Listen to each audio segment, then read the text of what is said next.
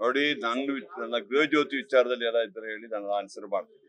ಸಂಬಂಧಪಟ್ಟ ಮಿನಿಸ್ಟರ್ ಅವರವರು ಇದಕ್ಕೆ ಮಾಡ್ತಾರೆ. ಮತ್ತೆ ನಮ್ಮ ಇನ್ಚಾರ್ಜ್ ಡಿಸ್ಟ್ರಿಕ್ಟ್ ಇರ್ತಾರೆ, ಅವ್ರನ್ನ ಕೇಳಿದಿರ್ತಾರೆ. ನಮ್ಮ ಗೃಹ ಜ್ಯೋತಿ ಇದರಲ್ಲಿ ಪ್ರತಿ ತಿಂಗಳಿಗೂ 0 ಬಿಲ್ ಹೋಗ್ತಾ ಇದ್ದಾರೆ. ಆತರ ಯಾವ ಕಂಪ್ಲೇಂಟ್ಸ್ ನಮ್ಗೆ ಬರಲಿಲ್ಲ, ಎಲ್ಲ ಕರೆಕ್ಟ್ ಆಗಿದೆ. ನೋಡ್ರಿ, ಅವರು ನಮ್ಮ ಈಶ್ವರಪ್ಪ ಅವ್ರು ಯಾವ್ದಕ್ಕೆ ಲಾಯಕ್ ಅಂದ್ಬಿಟ್ಟು ನಿಮ್ಗೆಲ್ಲ ಗೊತ್ತಿದೆ, ನಾನೇ ಕೇಳುದು. ಅವ್ರು ಇದ್ದಾರ ಇವತ್ತು MLA ಆಗಿದ್ದಾರ? ಜನಕ್ಕೆ ಅವ್ರು ಮಿನಿಸ್ಟರ್ ಆಗಿದ್ದಕ್ಕೆ ರಾಜೀನಾಮೆ ಕೊಟ್ರು. ರಾಜೀನಾಮೆ ನಾನು ಕೊಟ್ಟೆ, ರಾಜೀನಾಮೆ ನಾನು ಕೊಟ್ಬಿಟ್ಟು ವಾಪಸ್ ಬರ್ಲಿಲ್ವಾ? ಅದನ್ನ ಮಾಡ್ಲಿ. ಅವ್ರನ್ನ ಬಿಟ್ಬಿಟ್ಟು ಇಡೀ ಪ್ರಪಂಚಕ್ಕೆ ಗೊತ್ತಿದೆ, ಇಡೀ ನ್ಯಾಷನಲ್ ವೈಸ್ ಗೊತ್ತಿದೆ ನಮ್ಮ ಚೀಫ್ ಮಿನಿಸ್ಟರ್ ಎಂತ ದಕ್ಷರು ಗೊತ್ತಿದೆ. ನಿಮಗೂ ಗೊತ್ತಿದೆ, ನಿಮ್ಗೆ ಗೊತ್ತಿಲ್ವಾ?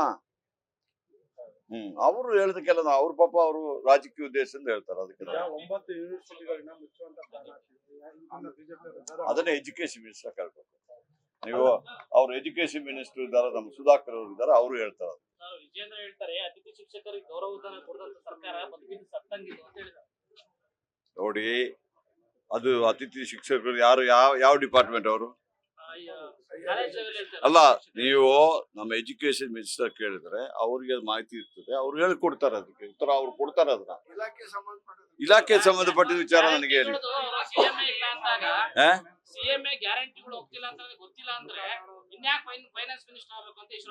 ನೋಡಿ, ಈಗ ಒಂದು ಹೇಳ್ತೀನಿ, ಅವರು ಗ್ಯಾರಂಟಿಗಳು ಈಗ ಗ್ಯಾರಂಟಿ ಇದ್ಬಿಟ್ರೆ ನಮ್ಮ ಇದರಲ್ಲಿ ಸುಮಾರು 2,60,000 ಜನ ಗ್ರಾಹಕರು ಇರ್ತಾರೆ.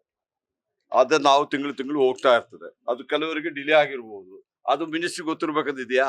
ಅದು ಗೊತ್ತಾದ ಕೂಡಲೇ ಇಮಿಡಿಯೇಟ್ ಆಗಿ ರೆಕ್ಟಿಫೈ ಮಾಡ್ತಾರೆ. ಅದಕ್ಕೆ ಒಂದ್ಸತಿ ಇದೇನು ತಿಂಗಳು ಸಂಬಳ ಟೈಪ್ ಅಲ್ಲಲ್ಲ ಅದು. ನಾವು ಮಾರ್ಚ್ ಒಳಗಡೆ ನಾವೆಲ್ಲ ಕೊಡ್ತೀವಿ ಅಂತ ಈಗಾಗಲೇ ಚೀಫ್ ಮಿನಿಸ್ಟರ್ ಹೇಳಿದ್ದಾರೆ. ಎಲ್ಲರಿಗೂ ಏನೆಲ್ಲ ಗ್ಯಾರಂಟಿ ಇದಲ್ಲಿ ಎಲ್ಲ ಕೊಡ್ತಾರೆ ಅವರು. ಅದಕ್ಕೆ ಕೊಡದೇ ಇರೋದಲ್ಲ, ಒಂದು 10 ದಿವಸ 15 ದಿವಸ ಡಿಲೇ ಆಗ್ಬೋದು, ಬೇರೆ ಬೇರೆ ಕಾರಣ ಇರ್ಬೋದು. ನೋಡಿ, ಈಶ್ವರಪ್ಪನವ್ರ ಕೈಲಿ ಗ್ಯಾರಂಟಿ ಕೊಡ್ಲಿಕ್ಕೆ ಪವರ್ ಇದೆ ಅವರಿಗೆ. ಅವ್ರಿಗೆ ಅಧಿಕಾರದಲ್ಲಿ ಕೊಟ್ಟಿದ್ದಾರಾ? ಮೋದಿ ಅವ್ರನ್ನ ಕೇಳ್ಬೇಕು. ಮೋದಿ ಅವರಿಗೆ ತುಂಬಾ ಅನೌನ್ಸ್ ಮಾಡ್ತಿದಾರಲ್ಲ ಎಲೆಕ್ಷನ್ ಗೆಲ್ಲಲಿಕ್ಕೆ. ಅದಕ್ಕೆ ಅವ್ರನ್ನ ಕೇಳ್ಬೇಕು, ಅವ್ರನ್ನ ಕೇಳ್ಬೇಕು ಗ್ಯಾರಂಟಿ ಕೊಟ್ಟಿದ್ದಾರಾ ಇಲ್ವಾ ಅಂತ. ನೋಡಿ, ಅದಕ್ಕೆಲ್ಲ ನಾನು ಪಕ್ಷದ ವಿಚಾರದಲ್ಲಿ AICC ಅವ್ರನ್ನ ಕೇಳ್ಬೇಕು. ಪಕ್ಷದ ಅಧ್ಯಕ್ಷರು ಹೇಳಿದ್ರೆ ನಾನು ಅದು ಕಮೆಂಟ್ ಮಾಡ್ಲಿಕ್ಕೆ ಆಗುದಿಲ್ಲ. ಅದನ್ನ ನೀವು ಅವ್ರನ್ನೇ ಕೇಳಿ, ಅವ್ರು ಆನ್ಸರ್ ಮಾಡ್ತಾರೆ.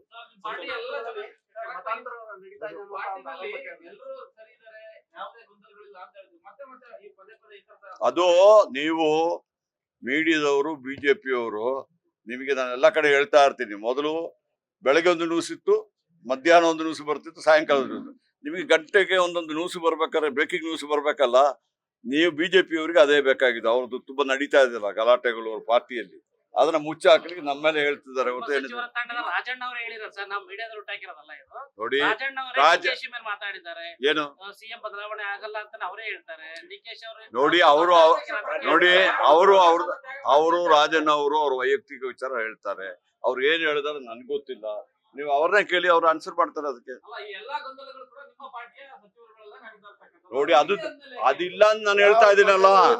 ನಮ್ದು ಯಾವ ಸಚಿವರು ಇಲ್ಲ, ನಾವು ಕಾಂಗ್ರೆಸ್ ಪಕ್ಷದವರು ಎಲ್ಲ ಯುನೈಟೆಡ್ ಆಗಿದ್ದೀವಿ. ನಾವು ಕ್ಯಾಬಿನೆಟ್ ಅಲ್ಲಿ ಎಲ್ಲ ನಾವು ಯೋಚನೆ ನೋಡ್ತಾ ಇದೀವಲ್ಲ, ನೀವು ಇಲ್ಲ ಕ್ಯಾಬಿನೆಟ್ ಅಲ್ಲಿ.